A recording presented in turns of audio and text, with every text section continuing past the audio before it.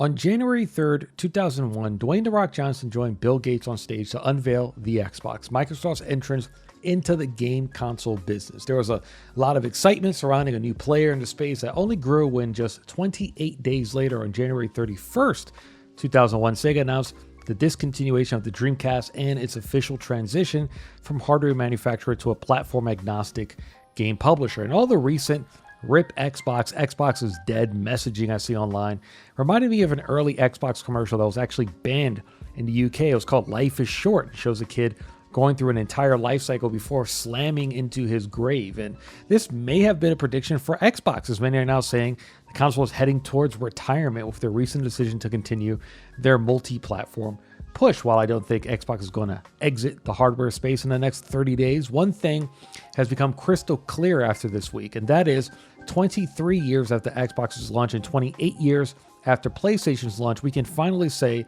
that the console wars are over. So in this video, I want to outline how Xbox got here.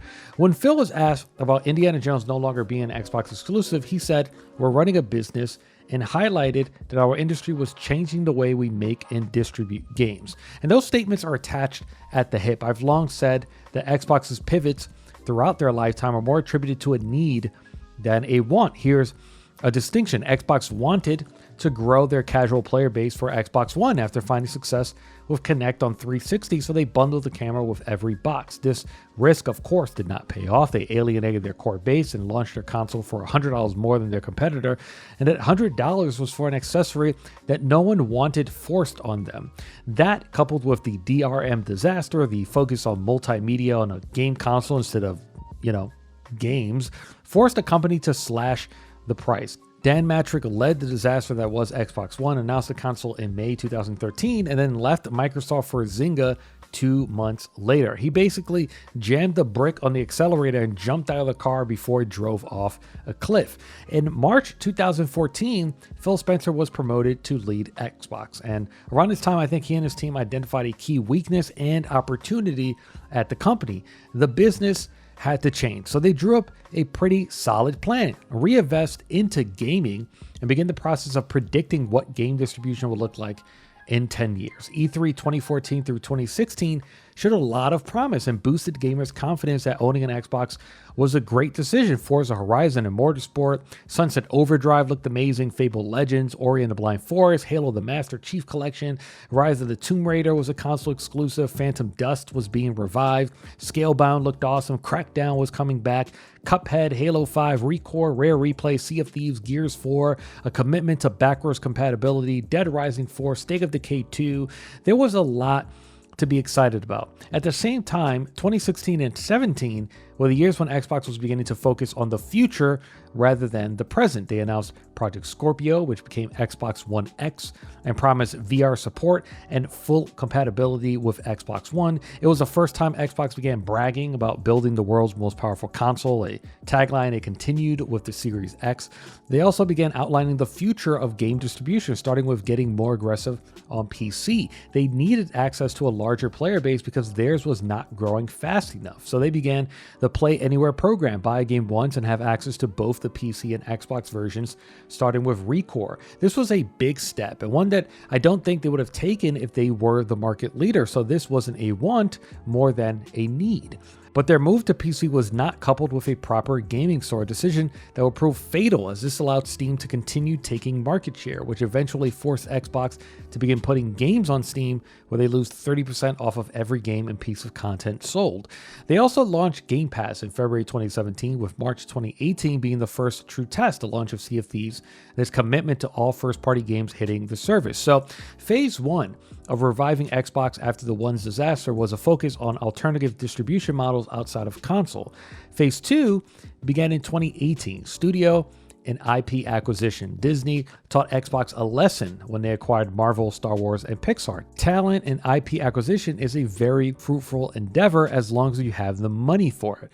Like, why go through the struggle of capturing lightning in a bottle when you can just buy it? So Xbox leveraged their biggest asset, the bank of Microsoft. In 2018, they acquired Compulsion Games, In Exile Entertainment, Ninja Theory, Obsidian, Playground Games, Undead Labs, and founded the initiative. E3 2019 was what I believe the peak of Xbox trust and brand excitement. They acquired Double Fine, launched another way to access their games with xCloud. Gears 5 was given a date. Flight Simulator was making a comeback. Elden Ring was first unveiled on Xbox's stage. This iconic Keanu Reeves moment, and Halo Infinite was announced as a launch title for Project Scarlet, which will become Xbox Series X. It just all came together. The future was bright. The disaster of Xbox One was behind them, and they drew up what looked like a winning play. But planning is half the battle, and without proper execution, none of this mattered in the long run, because it felt like Xbox could do nothing right. Phantom Dust, Fable Legends, and Scalebound were canceled. Crackdown 3 was an instant dud.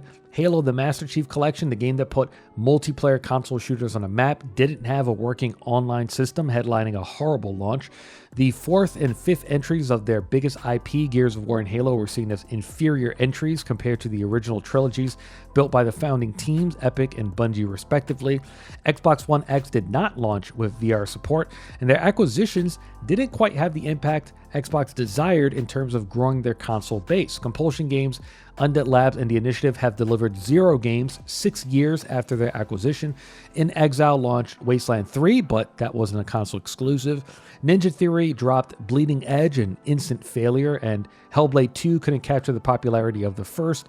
Obsidian's The Outer Worlds wasn't a console exclusive, and Grounding and Pentiment just weren't big enough to move Xboxes. Psychonauts 2 was great, but that was not a console exclusive, and Double Fine's output was also diminished. They've been an Xbox game studio for 5 years and dropped a single game. Between the 5 years of 2014 and 2019, they released 13 games.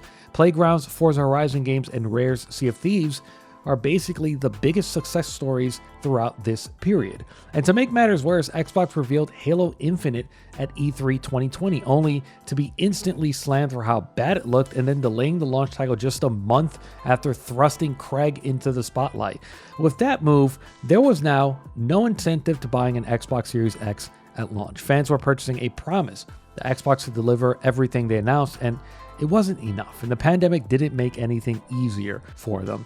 The new console was not off to a great start, but Xbox pressed on with their plans, investing more money into Game Pass and acquiring ZeniMax Media in 2021, followed by Activision Blizzard in 2023. So far, their ZeniMax purchase has followed in the footsteps of their previous acquisitions, not bearing fruit fast enough. Arcane's Deathloop and Tango Gameworks' Ghostwire Tokyo were 1-year PlayStation exclusives.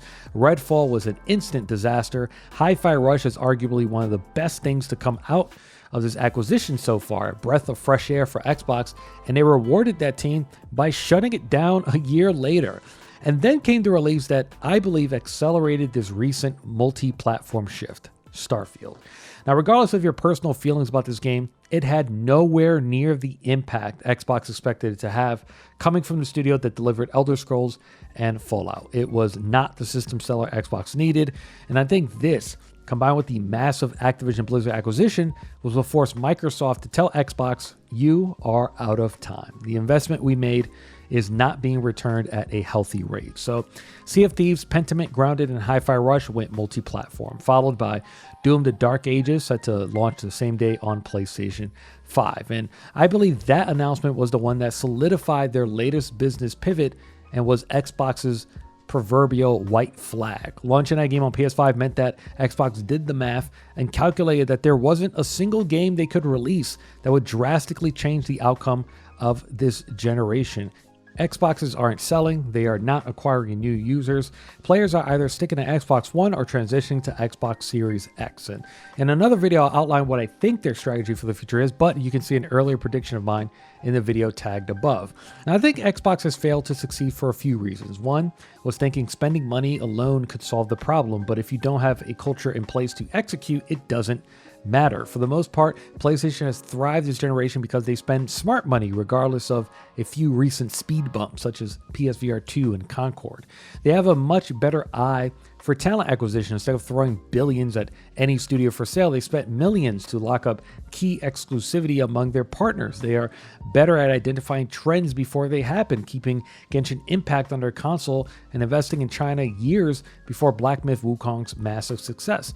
And they are, without argument, a much better game publisher, able to execute games at the high quality level their fans have come to expect. Xbox, on the other hand, doesn't seem to be able to follow through on their promises. Games are shown and then delayed or disappear for years. For example, let's take a look back at their 2020 announcement. Stalker 2 was dated for April 2022. It still has yet to release. And side note, this one is a bit of an outlier because of the fact that it was built by a Ukrainian studio. Those delays are justified. Contraband was announced. 4 years, no updates. The super cool Replace game looks like a great third-party console exclusive dated for 2022, now coming in 2025. The Outer Worlds 2, 4 years, no updates. We got a new Everwild trailer, a game announced in 2019, close to 5 years, no updates. Avowed was announced, looks to be dropping after 4+ years. Fable, Perfect Dark, and State of Decay were first shown. 4 years, and we just got a new look at them 2 months ago. And there's nothing particularly wrong with games being delayed, but it's obvious all the games were announced way too early, as a way to tell players, hey, just stick around, we'll deliver bangers one day. This only leads to more consumer frustration as games go underground for such a long time. Other issues include quality control. The fact that Halo Infinite was even shown in the state it was, and Redfall was not delayed and sent out to die, is proof they don't have a proper bar for quality. Their messaging this generation has also been horrendous. They claim Xbox Series X is the world's most powerful console, yet it consistently struggles to get games to hit 60 frames, and the usual excuse given to fans was that it was a choice. They said it was Starfield, but then added a 60 FPS mode months later, and recently just did the same for the Series S version. Why not just be honest and say it wasn't ready for launch? Why lie about something so simple? And it looks like they might be doing it again with Avowed.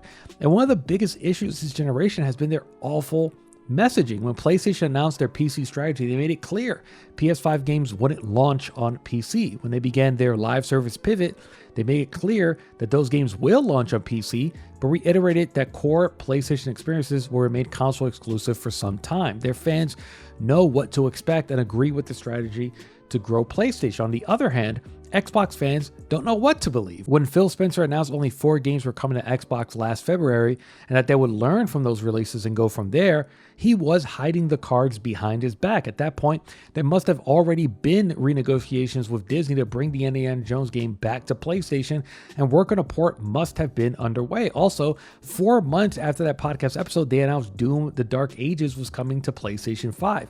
This means there was no wait and let's see how these 4 games do approach. That decision was made a while ago, and Phil claims it's because, quote, I asked Marty, who is id's studio director, what he wanted to do, and he said he wanted to sell it on all platforms, simple as that. But it's hard to believe that if Xbox was the market leader, they would allow such a huge franchise to go to another console, and it directly contradicts what Pete Hines wanted with Starfield. As he stated, he didn't understand why Call of Duty can be multi-platform while Starfield remains exclusive. This flip-flopping messaging hasn't done Xbox any favors, and all these decisions have now put Xbox into this position. So console wars as we know it are now over. Both of these companies will continue to invest in alternative ways to access their games, whether it be cloud, which they're both investing in, all you can eat subscription services such as PS Plus and Game Pass, finding new ways to reach mobile and PC gamers. And PlayStation fans, I suggest you guys get comfortable with PC gamers having quicker access to PlayStation games, as the release window between console and PC releases will continue to shrink.